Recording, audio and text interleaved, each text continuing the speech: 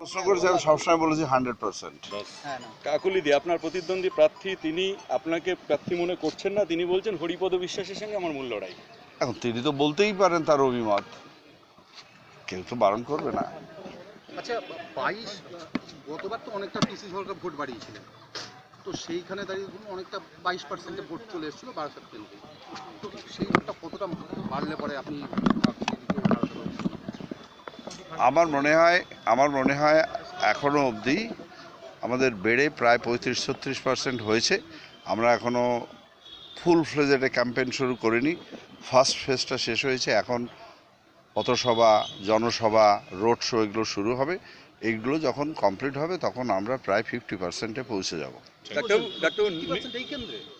হবে, দেখুন না, ওয়েট করেন, দেখবেন। শুনুন, মানুষ সবাই ভোট দিতে চায়, শুধু ভয়ে কথা বলছে না। ভয়, গণতান্ত্রিক দেশে ভয় হচ্ছে, বুঝতে পেরেছেন? তো এটা কি স্বৈরতন্ত্রের কোনো কি মূল্যায়ন করবেন? দেখুন, গণতন্ত্রে তো একজনের কথায় চলা উচিত না।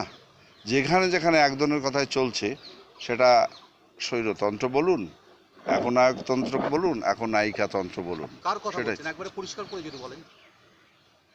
আমাদের এখানে একজনের কথাতেই চলে, নামটা নাই বা নিলাম, আপনারা জানেন। একটু নামটা তবু না, যদি পরিষ্কার করে বলেন। বলবো না। শাসক দল তো একটি লোকের কথাই চলে। আপনি কি কোথাও আক্রান্ত হয়েছেন বা এরকম কিছু আছে? না, এখনো হয়নি কিছু, তবে হলে আশ্চর্য হব না।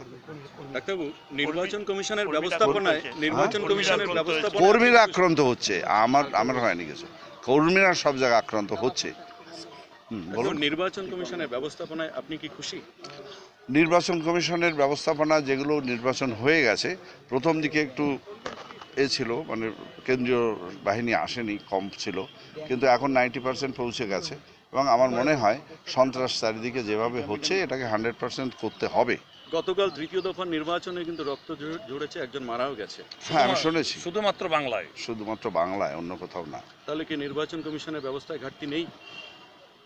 শুনুন, এটা নির্বাচন কমিশনের ঘাটতি না, কিন্তু হ্যাঁ, কিন্তু কথা হচ্ছে, যদি সমস্ত জায়গায় প্রতিটা বুথ এরিয়াতেও গুন্ডারা ঘুরে বেড়ায়, তখন তার দুটো একটা মানে অ্যাক্সিডেন্টাল ইনসিডেন্ট বন্ধ করা খুব কঠিন আমি মনে করি। 2-3 সিআরপি কি করবে যেখানে 10 জন গুন্ডা বাহিনী আছে? কি করবে বলেন? আজকেও নমিনেশন দিতে এসে বিরোধীরা একটা প্রচার করলেন যে মোদিবাবু বলেছেন আমাকে নির্দিষ্ট সময় অন্তর কুর্তা দেন, মুখ্যমন্ত্রী পাঠান, কুর্তা পাঞ্জাবি পাঠান, শুভেচ্ছা বিনিময়। আমি কথাটা বুঝলাম না, আর একটু বলেন, কে কুর্তা পাঠান? আজকে প্রধানমন্ত্রী একটা বেসরকারি চ্যানেলে বলেছেন যে পশ্চিমবঙ্গের মুখ্যমন্ত্রী কুর্তা পাঞ্জাবি এটা পাঠান, তাকে নিয়মিত, এবং তার সঙ্গে আর কি মোদিজি কথা বলেছেন? আমি শুনিনি, এখন বলতে পারবো না।